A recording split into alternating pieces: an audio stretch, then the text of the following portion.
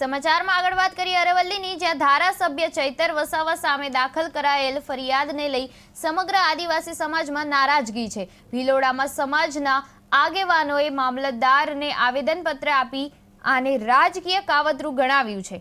સમાજના આગેવાનોએ મુખ્યમંત્રીને સંબોધિત આવેદનપત્ર મામલતદારને આપીને એવો આક્ષેપ કર્યો છે કે ચૈતર વસાવા સામે ખોટી ફરિયાદ નોંધાવી જેલમાં પૂરવાને કાવતરું ઘડાયું છે।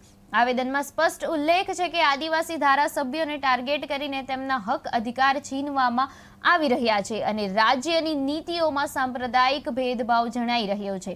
સમાજે ચેતવણી આપી છે કે જો દબાણ અને અણગમતું વર્તન નહીં અટકાવાય તો રાજ્યવ્યાપી આંદોલન થવાની પણ શક્યતા છે।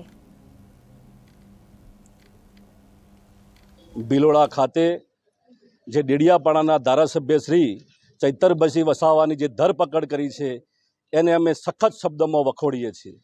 ભારતીય જનતા પાર્ટીએ જ્યારે આદિવાસી સમાજના અગ્રણીઓ હોય, આદિવાસી સમાજના સંગઠનો હોય, અમારા ધારાસભ્ય શ્રી અનંત પટેલ હોય, ચૈતરભાઈ વસાવા હોય, તુષારભાઈ ચૌધરી હોય જેવા અનેક અગ્રણીઓ જ્યારે સમાજના હક અને અધિકારની વાત કરતી હોય છે ત્યારે ભારતીય જનતા પાર્ટી આદિવાસી સમાજનો અવાજ દબાવી દેવાનો પ્રયત્ન કરતી હોય છે। હું રાજ્ય સરકારને કહેવા માગું છું કે ગુજરાતના આદિવાસીઓ અન્યાય થતો હશે તો એનો અવાજ દબાવવાનો પ્રયત્ન કરશે તો આવનારા સમયમાં સમગ્ર ગુજરાતની અંદર આદિવાસીઓ એકજૂટ થઈ વિધાનસભાનો ઘેરાવો કરશે અને જરૂર પડે તો બિરસા મુંડા માર્ગેના ચાલીને અમે અમારા સમાજના હક અને અધિકારો મેળવીને રહીશું। માટે રાજ્ય સરકાર તાત્કાલિક ચૈતરભાઈ